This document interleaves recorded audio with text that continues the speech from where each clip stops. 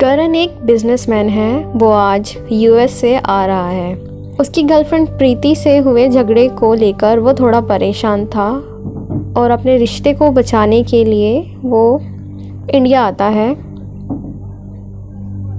और प्रीति से मिलने की बात भी सोचता है। यहाँ उसके रहने के लिए उसने घर ढूंढना शुरू ही किया था कि उसका एक दोस्त राहुल, जो एक नामी बिल्डर था, वो उसे अपना ही एक फ्लैट जो कि काफ़ी टाइम से खाली था उसमें रहने के लिए कह देता है। करण फ्लैट में शिफ्ट हो जाता है और प्रीति को कॉल करता है, but she is not answered. Preeti उसके कॉल्स का कोई जवाब नहीं देती, ना ही किसी मैसेज का। करण सोचता है कि वो फ्रेशन अप होके उससे मिलने जाएगा। वो मेन डोर की तरफ जाता ही है तो मेन डोर लॉक होता है। करण कीज़ निकाल के डोर खोलता है, लेकिन डोर अभी भी लॉक है। करण पूरी कोशिश करने लगता है पर दरवाज़ा खुलता ही नहीं है। खिड़की से देखता है, खिड़कियां भी लॉक्ड होती हैं और ये फ्लैट 10वें माले पर होता है कि चिल्लाए तो भी आवाज़ किसी को ना जाए।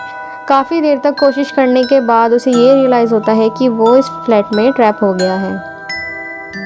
विंडो से नीचे देखता है तो उसे कोई नज़र नहीं आता। थोड़ी ही देर में उसे वहाँ राहुल नज़र आता है जो किसी से बात कर रहा था। करण उसे आवाज़ लगाता है पर वो सुन नहीं पाता।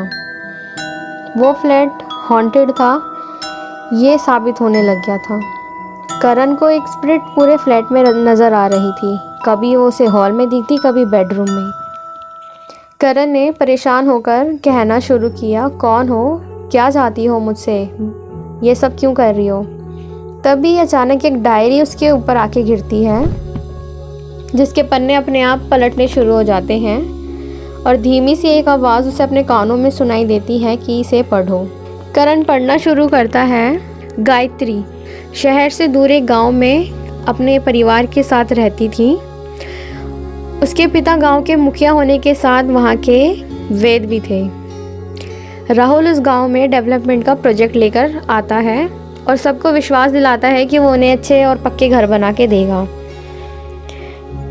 एक हादसे के बाद गायत्री के पिता उसे ये मंजूरी देने से मना कर देते हैं कि वो यहाँ कुछ डेवलपमेंट ना करे और गांव वालों की जो भी ज़मीनें ली है वो उन्हें वापस लौटा दें। लेकिन राहुल गायत्री को लेकर वहाँ से शहर की तरफ भाग आता है। गायत्री को उस दौरान राहुल से प्यार हो चुका था, इस वजह से वो भी उसके साथ आने के लिए राज़ी हो जाती है और उस हादसे की वजह से गायत्री के पिता को दिल का दौरा पड़ने से मौत हो जाती है। गायत्री राहुल की इन सब बातों से अनजान थी। एक दिन काम के सिलसिले में राहुल कई महीनों तक घर पर वापस नहीं आता, जिस वजह से राहुल का बिजनेस पार्टनर वर्मा उसके फ्लैट पर आता है और गायत्री के साथ ज़बरदस्ती करने की कोशिश करता है। सेल्फ डिफेंस में गायत्री खुद को बचा के उसे वहाँ से भगा देती है और राहुल का इंतज़ार करती है।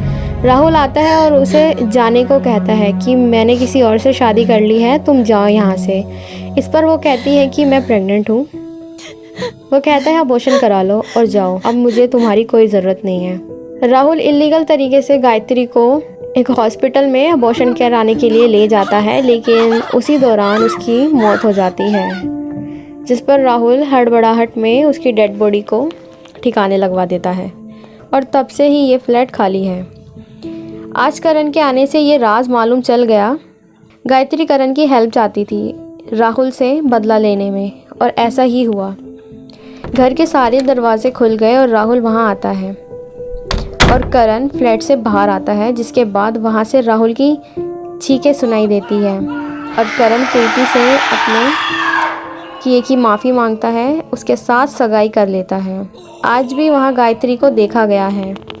करण फ्लैट पर वापस आता है तो वहाँ उसे राहुल की डेड बॉडी मिलती है और डायरी पे लिखा होता है शुक्रिया।